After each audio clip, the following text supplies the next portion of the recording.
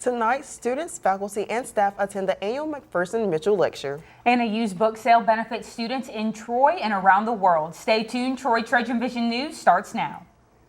From the High Definition Production Center of Troy University's Broadcast and Digital Network, Troy, Alabama's International University. This is TrojanVision News. And welcome to TrojanVision News for February 18, 2016. I'm Khadijah Torbert. And I'm Sarah Singletary. Thank you for joining us this evening. Troy University is known for its nursing school with graduates working in hospitals all over. But yesterday, it was the history department that was giving a lesson in nursing as a part of their annual McPherson-Mitchell Lecture. Latasha Sims has the details. For an informational lecture of the history of nursing. It was very fascinating for me. The history of medicine is something that's getting, really popular right now, and it was wonderful to get a chance to see that here at Troy and get some experience in that.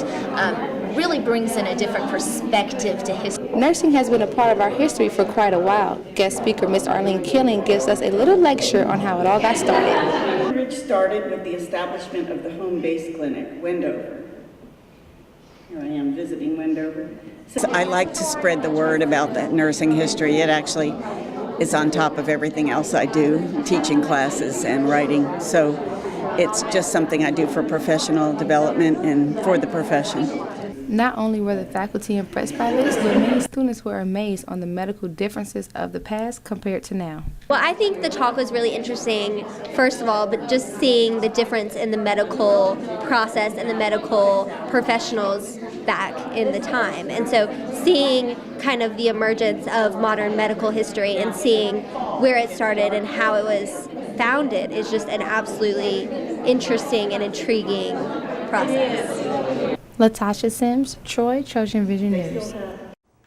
The annual McPherson-Mitchell Southern History Lecture is put on by the History Department and Phi Alpha Theta Honor Society. Troy University has made a point of creating a culture of reading on campus through its reading initiative. However, the culture of reading isn't just limited to the Troy University campus. Today, local readers had the chance to pick a gently used book to help a reading program for some slightly younger students in the area. Troy University's English Honor Society, Sigma Tau Delta, is hosting a book sale in Trojan Center, room 212. Money raised from this chapter's book sale is not only helping students in the Troy community, but also helping students overseas. We are raising money for the Kindergarten Reading Initiative at Troy Elementary and also to send a bunch of textbooks to Cameroon. We need money to ship them overseas, so we're raising money for those two different things. One Troy University student is happy to do his part in helping encouraging a young student start a love of reading. I think it's a great idea. It's actually kind of funny. I started reading when I was 5 years old, reading history books, and that's the same thing I'm reading now. So I really think it's great if a book can help a child early in his or her life kind of get a great education and pique their interest in something. I really think that's a great thing because that's what it did for me, and I'm so in favor of the money staying here and going to Troy Elementary. I think it's a great cause. I'm happy to support it. And helping out young readers had an additional benefit for Cole. I've actually had my eye on a Winston Churchill. It's kind of a book that he wrote about World War II, and I've been wanting to buy that for a long time, and it was the first thing I saw whenever I came in. So I guess it was a good thing I came today. I have a lot of books already. Don't really need any more, but it's always a great idea, supporting a great cause and getting some great reads too. And even some of the workers are eager to help themselves to some of the books up for sale. Oh yes, I've definitely been through these a couple of different times, so I'm probably going to drop a little bit of money too myself, so it'll be good. Kyle Shook, Troy, TrojanVision News. If you missed out today, the book sale will continue tomorrow from 10 to 2 in Trojan Center, room 212. This semester, Troy University students learned that their favorite dollar movie nights were reduced to once a month. However, this month, the students got a bonus movie. That is true, Kadisha, but it wasn't shown in Dollar Movie Night's usual location. For this one, students didn't even have to leave their cars. Seth Hawk explains why. Wednesday night, Troy University students were treated to The Notebook in the Sartain Hall parking lot. The University Activities Council wanted to show the movie last week, but due to poor weather conditions, it was postponed to last night. Well, we originally planned for the drive-in movie to be the week before Valentine's Day, just so people could get into the spirit of Love Day. And we wanted to bring The Notebook because it's just a classic love story that the people of our board voted on, and also our members voted on. So it was just a the winner of it. And last week, the weather was just too cold for it to happen, so we postponed it and brought it back for this Wednesday. Given the fact that drive-in movies are few and far between today, students were pleased with UAC's idea. I think it's a great idea, and I think it's great for couples to come and watch a romantic movie and friends and to socialize. Success for this UAC event could possibly provide Troy University students with more drive-in movies to come and see. If this is a great turnout, of course we're going to have another drive-in movie. We wanted it to be this year actually in the football stadium, but hopefully next year they can make that happen. The Notebook is highly regarded as one of the best romantic movies of this generation, so it was the perfect choice for Troy's first drive-in movie. Seth Hawk, Troy, TrojanVision News. Next week's UAC event is the Battle of the Sexes game show.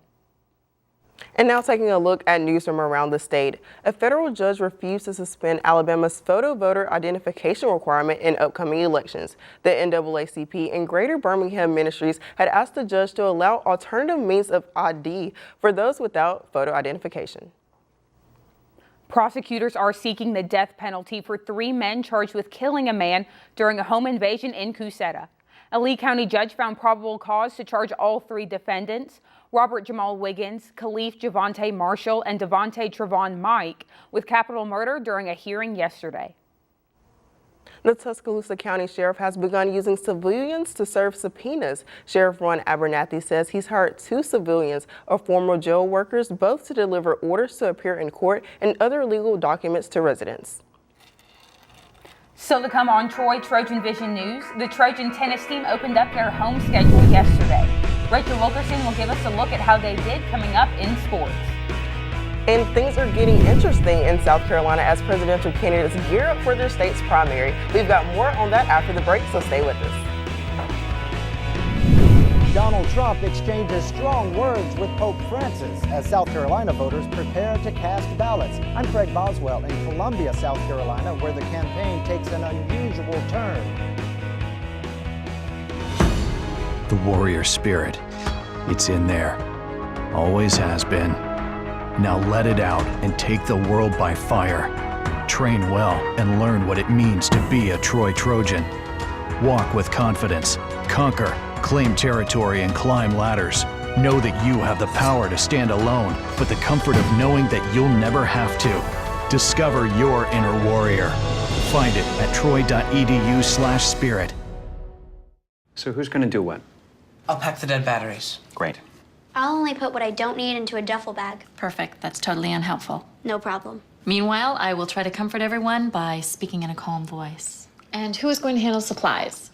I can forget to do a list for us. Thanks, pal. We couldn't be any less prepared. I'm proud of you guys. Talk to your kids about who to call, where to meet, what to pack. Visit ready.gov/kids for tips and information. Now, the latest in Trojan sports on Troy TrojanVision News. The Troy women's tennis team started its season off with a win in its home opener as they defeated Alabama State 5-2. Cruising to the doubles point, winning all 3 matches, the Trojans will remain at their home court Sunday as they hit the court to play against North Florida. And with a team full of fresh faces, head coach Raria El-Sisi says the Trojans are energized and ready to play. We have North Florida, and we actually played them the past 2 years, and we had a very close loss. So there's only 2 girls that was in the team last year, and I have a whole new team, so they're all excited.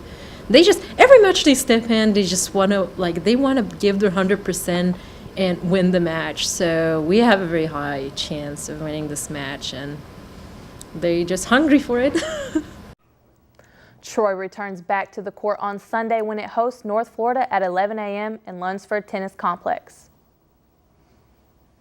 The Troy men's golf team opens the spring portion of its schedule this weekend on the road at the All-American Intercollegiate hosted by the University of Houston. The 3-day 54-hole event will take place on the tournament course at the Golf Club of Houston in Humble, Texas. Troy enters this spring ranked 76th nationally by Golf Week and 80th nationally by GolfStat. The All-American field will provide Troy with an opportunity to improve its national standing. as 8 of the 16 teams are ahead of Troy currently in the golf stat rankings and 6 in the top 50. Play will open at the par 72 course Friday morning with 18 holes. The wait is almost over for Trojan baseball fans.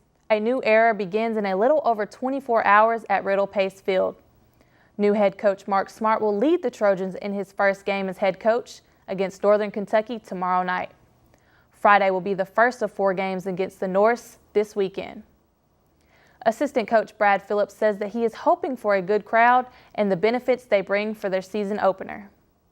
We expect a good crowd on Friday night, as always. Left field, I'm sure, will be how it needs to be. You know, I'm sure there's going to be some grills going in left field and some fans enjoying that side of the event as well. But we hope to see the stands packed and a lot of energy and everything that the fan can do to help us, goes a long way for our players. The first pitch of Mark Smart era is set for 6 o'clock tomorrow night at Riddle Pace Field. After a big opening weekend, the Trojan softball team is gearing up for another one this weekend at the Trojan softball complex. Troy is coming off a 4-1 weekend with their only loss coming in extra innings against Marshall. Now the Trojans turn their attention to the Troy Classic this weekend. The Trojans will have another 5-game weekend during the Classic and will start things off against Ole Miss on Friday afternoon. Assistant coach Alex Hupp says that even though an SEC opponent is next on the schedule, the Trojans prepared for the same way they would for anyone else. We're worried about playing Trojan softball, and that's honestly what we always preach to the girls, and our girls know if we play Troy softball the way that we do it day in and day out in our field and within our complex, we're not worried about anybody else. We prepare, but we're not thinking about them. Troy and Ole Miss will face off starting at 2:30 tomorrow afternoon. Then we'll turn around and play Eastern Illinois at 5 p.m.